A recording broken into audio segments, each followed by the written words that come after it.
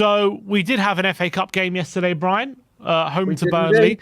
indeed. It wasn't the best of games, I think it's fair to say, although it definitely promised in the early exchanges to be quite an open game. But it did turn out to be quite a stodgy performance, didn't it? It wasn't, it's fair to say, the best performance from Spurs last night. And we did struggle to get over the line. It was a bit of magic from Pedro Porro right at the end to get us the win.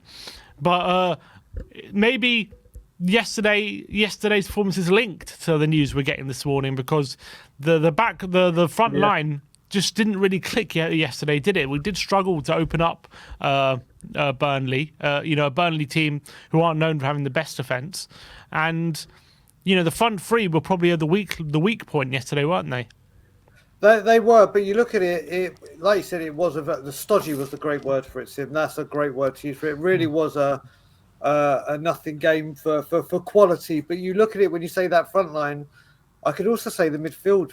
But the reason I say the midfield were giving them the ammunition. You had Bentancur coming back from fitness, Lo Celso coming back from fitness, and Ollie Skip. So the creativity wasn't really there to support the front line and get the balls into them.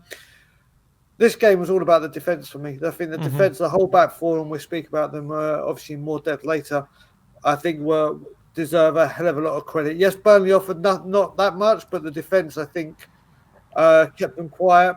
It really was, like you said, a really dull game. You probably had more fun. Thank God you were in the studio, not the game, because that was a hard watch.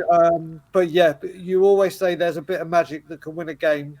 And my God, were we graced with a bit of magic. That was enough magic to win any game. That strike was sensational from Porro. Absolutely. Yeah, unbelievable, wasn't it? It was a sensational goal. It's something he's been threatening to do all season, isn't it? Because we know what a shot he's got on him. Surprisingly enough, that was actually his first goal of the season. But it's more evidence, isn't it, if we ever needed, that this guy has so much ability on the ball. And when it comes to right backs or full backs in the Premier League with that kind of ability, he's in the top tier, isn't he? Yeah, I literally think you're looking at, when we did Anger Management earlier today, someone mentioned, I can't remember who it was, that you look at these right backs like Trent Alexander-Arnold have this magic inside them where they've got brilliant range of passing. Listen, I love Trent Alexander-Arnold. I think he's an incredible player. Porro has got that passing. We've seen him make the through balls. We can see what he's becoming more and more influential. He really is. He is in that top tier for right backs, in my opinion. And he's becoming hugely influential for Tottenham Hotspur. Not with just what he's doing on the pitch, just his attitude, his drive, his commitment, his dedication. You see the passion that he has. He is, from where he started when he joined us at the end of the window to where he is now, he's done a full 180. I was one of his biggest no-nos in defence. My God, I'm one of his biggest yeses in defence now. Incredible. Yeah, 100%. And as you say, I think our backline definitely deserves a lot of credit for how they kept Burnley quiet yesterday. It's probably what won us the game at the end. I thought Emerson and Ben Davies were exceptional, especially sweeping up, when passes went over the top, and we had dangerous moments throughout. Amdouni was getting in some dangerous moments, and Emerson and Davies really stepped up for us throughout the game, and it was there was some hairy moments. In fact, you could probably say Burnley had the best two chances of the game. You could argue that one in the first half, which Amdouni blazed over the bar, and right at the end from the corner, which the goalkeeper flicked on, and Amdouni. Again, it fell to him and he missed the target, luckily for us. But I think apart from those couple of moments, we did keep Burnley very quiet. And I think on an occasion where the attack was so off its game and we weren't really making the most of our possession, when you keep a clean sheet and you defend that well, you always give yourself a chance of just one mistake or one moment of quality the other end winning you the game. Yeah, I mean, I keeping that clean sheet for me was massive. I can't remember. I think Nottingham Forest was the last time we kept a clean sheet, and I can't even remember the time before that. I think it may have even been Luton, from what I'm trying to remember. We haven't kept a clean sheet very often, so getting one is always fantastic. And as you said, our attack wasn't on fire, so it became essential that our defence were. And for once, I think Vicario only had like the one save to make. I can't remember him doing a lot. I got very worried at how easily they exposed the offside trap for the one that Anduni blazed over. That concerned me at the beginning, but that seemed to wake them up, and it stopped that. But that defence had to be on point yesterday, and they most certainly were. Yeah, absolutely. And look, in terms of some other individuals like Bentancur, it was really great to see him get 80 minutes, and I actually thought he looked a lot better and a lot sharper than he did against Bournemouth as well on this occasion. I thought some of his first time one-touch passes forward were absolutely delightful, and I actually think he was kind of a level above the rest of our midfield. And if everyone else was on his level, it would have been a much easier game for us. And it was, I thought he had a really strong performance. It's really great to see him getting back into form. So first of all, to see him with the captain's armband was great to see. Because we all thought, you and I were saying it'd probably be Ben Davies because of the experience. But to see Bentancur have it was fantastic to see. And someone also said in the chat for us on my channel a few days ago that Bentancur reminds him of how easy he makes things look and how he glides and how silky he is, like a Roger Federer, and just how he makes things look so simple. And we saw it against Villa when he got wiped out by Matty Cash, and he's coming back and doing this again. He is just such a silky, quality player. And the more minutes we get out of him, the better. And I was delighted to see him as captain. Yeah, absolutely, and I think he deserved it. You know, after all the trouble he's been through recently with the injuries he's had, and then having that setback after working so hard to come back from the injury, it's so nice for Ange to kind of acknowledge that. He said that it was like reward for the type of person he is and how he's reacted to these injuries. And it was a lovely moment, wasn't it? Seeing Bentancur lead the team out, and then he put in a really top performance and 80 minutes in his legs. Hopefully, by the time Man United comes around, he'll be ready for a full 90, which is definitely needed with our current options at the moment. Other players who stood out, I think, obviously Destiny, I thought, for the first hour at least, had an exceptional game. I thought he was bullying their left-hand side. But Ollie Skip, again, another big opportunity for Ollie Skip to impress. And, starting in the number 8 position. Again, just didn't quite do it, did he? He ran around a lot, put a lot of effort in. But I always felt like when he was pressing, he was kind of half a step off it. When he's on the ball, wasn't quite accurate or quick enough with the ball as well. It's just another opportunity passing him by. It was him. All I can remember with Ollie Skip was in the first half, he got the ball, he played that through ball through that was so heavy that it just went straight to their defenders and I think rolled through to their goalkeeper. And I can't remember another thing he did apart from went off. That's it. And I just think as much as I want Ollie Skip to succeed at this football club, if we'd had a Mourinho or a Conte, he's ideal.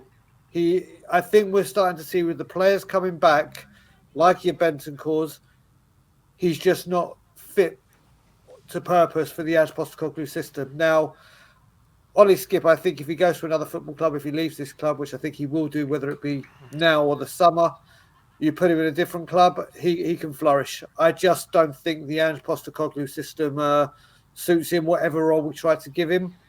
And it showed yesterday, in my opinion. Yeah, 100%. I agree. He's found wanting again. I don't like him in that number 8 position. I think his best position is in the number 6 when he has maybe a bit more time on the ball. He can pick out his passes. He can show off his long passing range as well, his switch of play, which I think he's got in his locker. I feel like when he's in that middle of the park, that box-to-box role where, everything's going at 100 miles an hour and he's got to make quick passes and he's got to make quick challenges and everything has to be at a quick pace. And when he's in the, I think he struggles. When he's in the number 6, he can take his bit more time on the ball. He's got a bit more space as well when he's in a deeper position. He's also more aware of who's challenging him, who's going to kind of press him. I just feel like he's a lot more comfortable in that role. So I don't know if he's going to continue to play in the number 8. I just don't think he's ever going to be suited to what Ange wants, and I think he's on borrowed time at this point, to be honest, because he's not been great whenever he's been called upon, to be honest. It's easy to forget as well. First day of the season, he actually started, didn't he? He started ahead of Papa Matsar. So I'm wondering what Ange saw in pre-season to think, Well, Skip's actually ahead of Sarr at the moment, but he was. 2 I goals remember, against Barca. and then yeah, that's true. And then I remember he was so poor in that Brentford game, and then Sarr took his spot and never really looked back. And Skip has never once put in one performance, as good as one of Sarr, even as good as one of Sarr's worst performances. Yeah. And that's damning on unfortunately for Ollie Skip at the moment. Now, I'm a big Skip fan, but at the moment I just don't see how he can have a future if he keeps playing the way he is. But I do feel bad for him because his game time is limited, isn't it? And it's difficult for him to get a rhythm and all that kind of stuff. But yeah, I do think Ollie Skip did struggle yesterday. And the front three, I mean, they struggled badly. Richarlison only had a couple of openings, which he kind of scuffed with his left foot. Brennan Johnson started on the left and then was a bit ineffective. Moved over to the right, looked a bit better, but wasn't there for that long. And Kulusevski, I thought, had one of his poorer games for a while, to be honest. I was very disappointed with Kulusevski, but what do you put the struggles of the front three down to? A lot of it, like I said to you, the midfield. We looked at it with Brighton as well. Brighton, when we started the first half, the midfield just didn't look at it. We need someone that's got that quick footballing brain to get the ball out early, get it wide. If we had a Maddison and a Bentancur fully fit right now, I think that front three was pretty obvious. You play best players, you get best out of them. Brennan Johnson. Now we were talking about it in the Scotland Yard. To me, someone used the word the Scotland Yard saying he looks timid, he looks scared, and I think that's the right word to use. I think when he had that long range shot where he cut him from the left in the first half, I thought, you haven't done that. You haven't taken the risks of having a long shot. And I thought, right now you're gonna hopefully that'll give you a bit more confidence. But you see, he's been in those positions, and he won't shoot. He'll try that little pass inside into the penalty area to try, and it's just getting cut out. I think he's severely lacking in confidence. I think he just needs that one thing to happen. Like if one of those shots that had hit the post against Newcastle had gone in, he just needs that little confidence booster, because I still have faith in him. I still think he can do a great job for us. I just think he's severely lacking in confidence. Yeah, I completely agree. What did you make out of the substitutions at the end? 1-0 up. Very, very close game, very tense finish. Yeah. He decided to throw on Donnelly, Scarlett, and Ryan Sessegnon back from injury as well. Obviously, we ended up with the win, so can't say it really backfired. But was that the smartest thing to do, to put them on in a high pressure situation, or do you think the experience will only help them? Yeah, I'm going with the latter. Again, I've got to be a man of my word. I've been saying I want to see a Phillips, I want to see a Dorrington, I want to see a Donnelly. Obviously, when my boy Alfie is there, I want to see Alfie. I can't then say when he does it and then go, oh, no, you shouldn't have done it then. It was very, very good to see Donnelly come on. It was very surprised to see Scott with Villiers. You knew it. The biggest surprise was obviously Ryan Sessegnon. Finally back after a very, very long time. So he did it at the right time. If he had done that in the 70th minute, maybe there would have been a little bit more... But I'm just happy, especially for Jamie Donnelly, that he's coming on, getting some minutes. They're definitely deserved, and I can't sit here and say, "Oh, play the youth, play the youth, play the youth," and then when we play them, have a go. So I'm happy they got the minutes. All right. Well, we are through to the next round.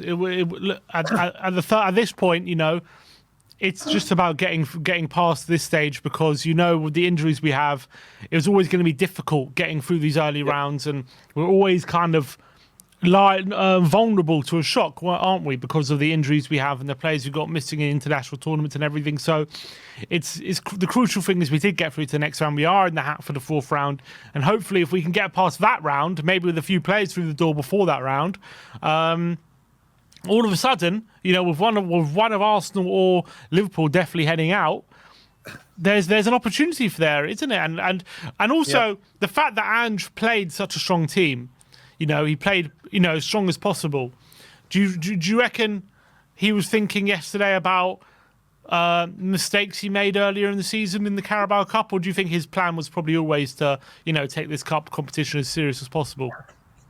I think it's a bit of both. I really do. Also, you got to remember, this time we were limited. Compared to this team we could have picked against Fulham, compared to where we are now, it's night and day. So I know, obviously, from what we've heard with Ange Postecoglou, when he lived in Australia, FA Cup would have been the main game they got. He knows just how important this cup is, and the world knows how important this cup is, not just to Tottenham, but to English football. So I think he would have done that. And like I said, we've got here, we're into the next round. That's all that's important. And hopefully the filth go out. Hopefully we don't. Then I'll take anyone except Liverpool away because of our record at Anfield. And we go from there. Like I said to you before about how I'm convinced we're going to do it for Terry Venables yesterday. Well, someone mentioned today is Terry Venables' birthday, or would have been Terry Venables' birthday. Oh, so wow. The day after we go in the third, I've got it. Our name's on the cup. Our name is on the FA Cup. Yeah, it'd definitely be. It would be poetic to win the FA Cup in this year. The last manager to win an FA Cup for Tottenham passed away. That would be really, really something. So let's hope we can do it. But yeah, look, that is our match review for the Burnley game. Our 1-0 win at home to them.